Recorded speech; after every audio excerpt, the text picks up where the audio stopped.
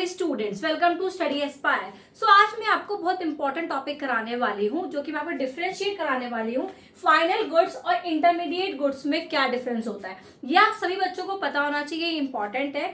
ठीक है, चलो देखो, बहुत आसान लैंग्वेज में कराऊंगी। एग्जाम में इस तरह से लिख के आओगे ना तो 100% बहुत अच्छे मार्क्स मिलेंगे।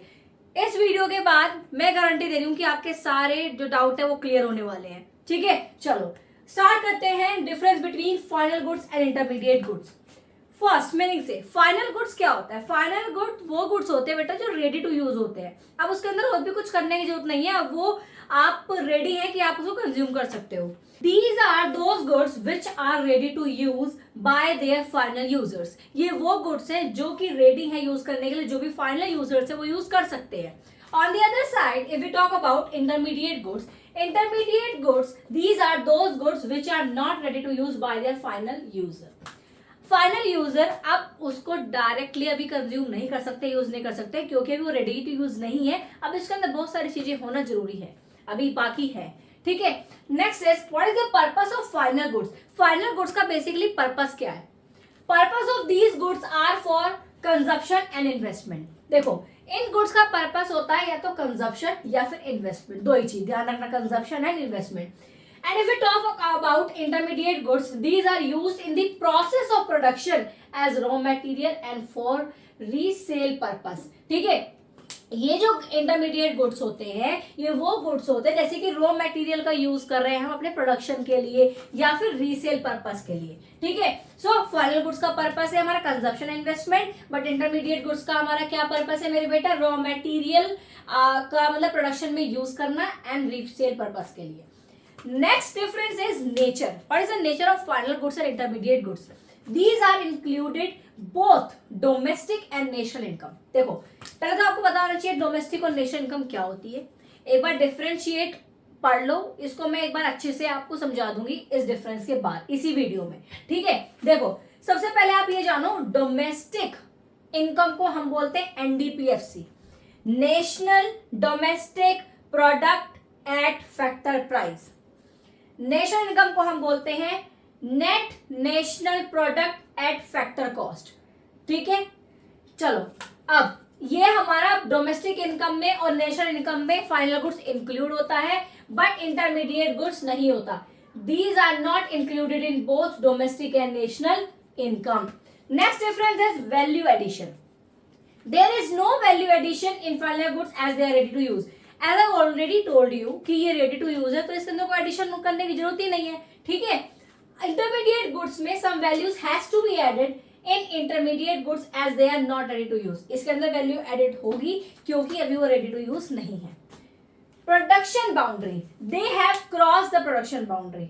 Yes, final goods production boundary को क्रॉस करते हैं, they are still within the production boundary। लेकिन इंटरमीडिएट गुड्स हमारे प्रोडक्शन बाउंड्री के अंदर ही हैं अभी भी।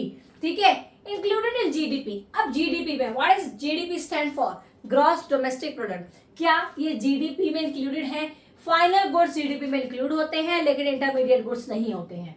Yes, included in the calculation of GDP. जब हम जीडीपी ग्रॉस डोमेस्टिक प्रोडक्ट को कैलकुलेट करते हैं तब इसका इस्तेमाल होता है, इंक्लूडेड होता है।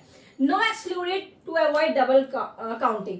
ये इंक्लूड नहीं होता है क्योंकि डबल काउंटिंग हो जाएगी, इसलिए इंटरमीडिएट गुड्स को हम नहीं इंक्लूड करते हैं। एग्जाम्पल के साथ समझ लो एक बार, milk purchase by household for consumption. अब देखो, मिल्क कोई खरीद के लेके आया और कंजप्शन कर रहा है तो रेडी टू यूज प्रोडक्ट है। Machinery purchase as an investment, भाई मशीनरी परचेज कर लिया, उसके अंदर तो नहीं है कोई और कुछ करना है, बस आपका प्रोडक्शन करना है आपको। ठीक है, a car bought by consumer, किसी ने गाड़ी खरीदी है। ब्रेड बॉट फॉर ईटिंग, आपने ब्रेड खरीदी है खाने के लिए। ठीक है, तो ये सारे एग्जाम्पल है फाइनल गुड्स, ये रेडी टू यूज प्रोडक्ट है। But milk purchase by a biscuit company is a raw material. अब एक बिस्किट बनाने की कंपनी है, बिस्किट बनाने के लिए मिल्क का इस्तेमाल होगा, तो मिल्क यहाँ पे क्या हुआ? Raw material. तो milk purchase by biscuit company is a raw material. Milk purchase by a dairy shop is for resale. अब डेयरी पे दूध रखते हैं लोग, ठीक है, वो क्या करते हैं? सेल करने के लिए, तो रीसेल पर्पस के लिए भी होता है ये। ठीक है, steel used in car manufacturing, भाई कार बनाने की कंपनी है तो वो स्टील का यूज कर रहा है, ठीक है। तो स्टील क्या हुआ, हमारा रॉ मटेरियल हुआ। तो ये हमारे एग्जाम्पल होते हैं मेरे बेटा फाइनल गुड्स के और इंटरमीडिएट गुड्स के। आई होप आपको ये बहुत क्लियरली समझ में आ गया होगा, ठीक है। बस ये ध्यान रखना है, ये रेडी टू यूज है, ये रेडी टू यूज नहीं है, ये हमारे कंजप्शन और इन्वेस्टमेंट के लिए होता है, ये हमारा रीसेल पर्पस या फिर रॉ मटेरियल में यूज होता है, ठीक है। ये हमारे डोमेस्टिक और नेशनल इनकम में इंक्लूड होता है, ठीक है, लेकिन ये हमारा इंक्लूड नहीं होता है।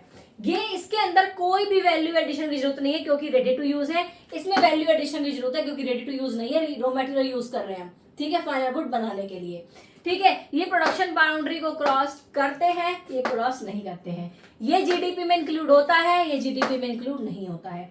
इसके अंदर जो रेडी टू यूज प्रोडक्ट जैसे कि आप बिस्किट खरीद के लेके आए और आपने खा लिया, आप दूध लेके आए, ब्रेड लेके आए खाने के लिए, चॉकलेट लेके आए, रेडी टू यूज है ना, कि आप लेके आए और खा लिया, नमकीन लेके आए और खा ली, ठीक है। बट आज मैं बोलूं कि आपको नमकीन बनानी है, आप बेसन लेके आओगे फिर नमकीन बनाओगे, ठीक है, वो क्या हो गया हमारा इंटरमीडिएट गुड्स, कि रॉ मटेरियल का यूज करके आप प्रोडक्ट बना रहे हो, ठीक है। सो आई होप आपको क्लियरली समझ में आ गया होगा। अब एक बार आप, बहुत इंपॉर्टेंट है, it is very very very important कि डोमेस्टिक और नेशनल इनकम हमारा क्या होता है। चलो इसको मैं समझाती हूँ। सो बेटा आपको पता होना चाहिए कि डोमेस्टिक इनकम और नेशनल इनकम में डिफरेंस क्या होता है, क्या मतलब होता है। सबसे पहले तो डोमेस्टिक इनकम को हम बोलते हैं NDPFC, that is net domestic product at factor cost, और नेशनल इनकम को हम बोलते हैं net national product at factor cost. तो डोमेस्टिक इनकम क्या होती है, देखो एनडीपी एट फैक्टर कॉस्ट, ये आपको बता दिया, sum total of factor income generated with in the domestic territory of a country. आपका जितना भी आपने फैक्टर इनकम कमाई है जो कि आपकी डोमेस्टिक, आपकी कंट्री की डोमेस्टिक टेरिटरी के अंदर हुई है, ठीक है। अब इसके अंदर देखो दोनों आते हैं, चाहे वो वहां का रेजिडेंट हो या फिर नॉन रेजिडेंट्स हो, ये आता है domestic income. Include domestic income of both resident and non resident, resident भी आएगा नॉन रेजिडेंट भी दोनों आएगा। बट नेशनल इनकम में बेटा आएगा आपका sum total of factor income generated by normal residents, जो सिर्फ नॉर्मल रेजिडेंट्स की फैक्टर इनकम है। Include total income of normal resident only with in domestic economy plus outside domestic economy, ठीक है, चाहे यहाँ पे कमाया हो चाहे बाहर जाके कमाया हो, ये बात ध्यान रखना।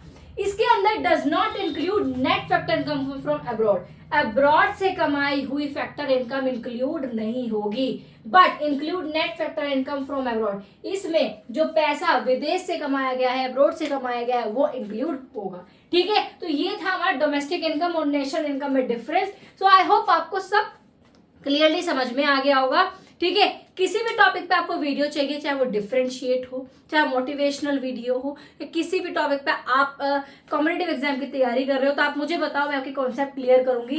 So please do like share and comments on my video, मेहनत करते रहो, मेरी ब्लेसिंग्स आप सभी के साथ है, ठीक है। So work hard, work smartly, मिलते हैं आपको नेक्स्ट वीडियो में with very important and knowledgeable topic.